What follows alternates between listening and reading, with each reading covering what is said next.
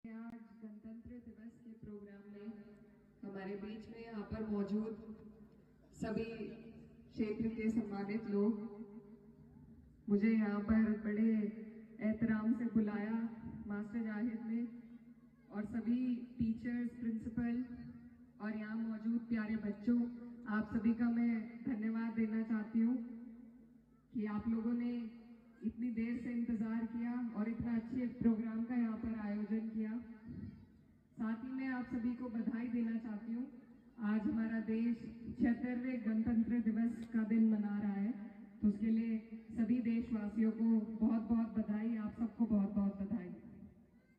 आज का ये जो दिन है, ये हमारे लिए बहुत फख्र का दिन है और इसीलिए आज हमें सबसे पहले जरूरत है अपने पूर्वजों की उन कुर्बानियों को याद करने की, जिसके बदौलत आज हम यहाँ पर गणतंत्र दिवस को मनाने का हमें सौभाग्य प्राप्त मिला है।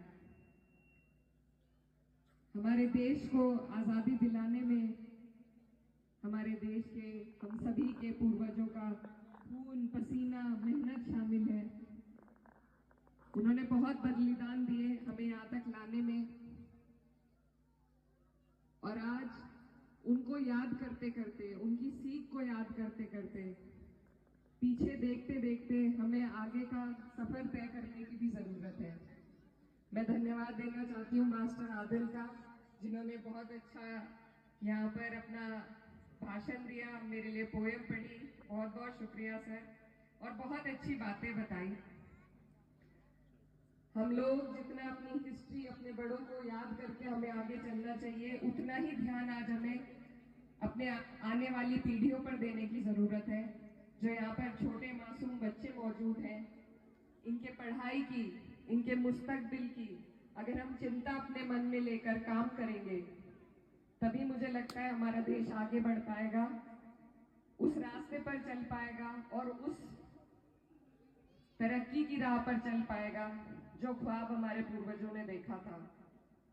हम बहुत आगे आए हैं, लेकिन बहुत सी कमियां अभी भी है हमारे अंदर, जिनको देखकर, परख कर उनको पूरा करने की हमें सबको साथ मिलकर जरूरत है। आज मैं यहाँ पर मौजूद हूँ, तो मैं यहाँ पर सबसे पहले हमारी टीचर्स का धन्यवाद देना चाहती हूँ, क्योंकि बड़े बच्चों से ज्यादा छोटे बच्चों को जिस तरीके से संभाला जाता है वो बहुत मुश्किल होता है। तो मैं सभी टीचर्स का शुक्रिया अदा करना चाहती हूँ। और मेरी नजर में अगर कोई सबसे जरूरी काम है तो वो शिक्षा का है। हमारा जो क्षेत्र है, यहाँ पर शिक्षा का थोड़ा अभाव है।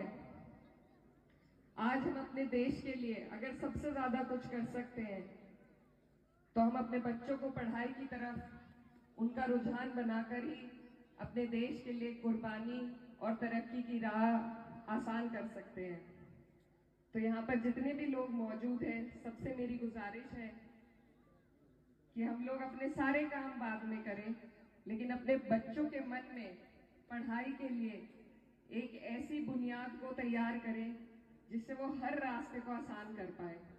मैं आज आपके बीच में यहाँ खड़ी हूँ,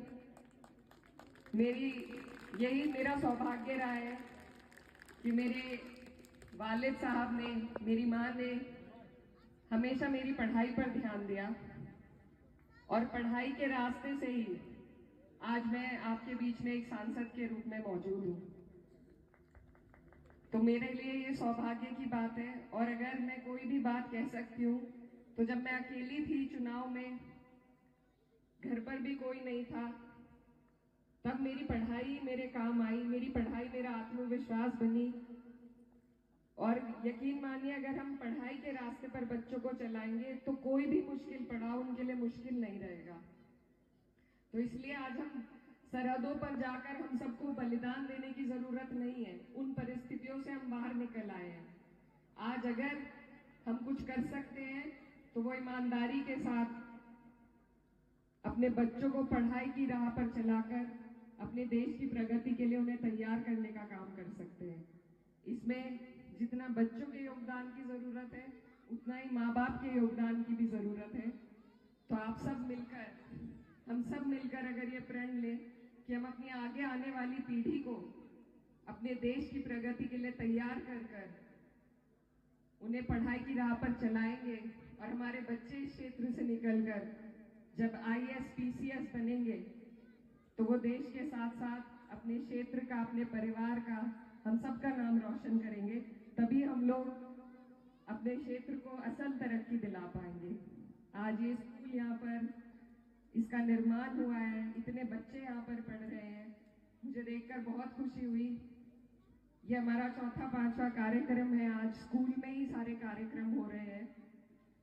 तो स्कूलों को जो भी प्रोत्साहन मेरी तरफ से एक जनप्रतिनिधि होने के नाते चाहिए, जो भी योगदान सहयोग हमारी तरफ से लगेगा, तो मैं उसके लिए हमेशा तत्पर रहूंगी। मैं अपना काम ईमानदारी से शिक्षा के क्षेत्र के लिए, अपने क्षेत्र के लिए करना चाहती हूँ और यही मेरा आप सभी से आग्रह है, जितने भी लोग यहाँ मौजूद हैं, कि अगर हम अपनी अपनी फील्ड में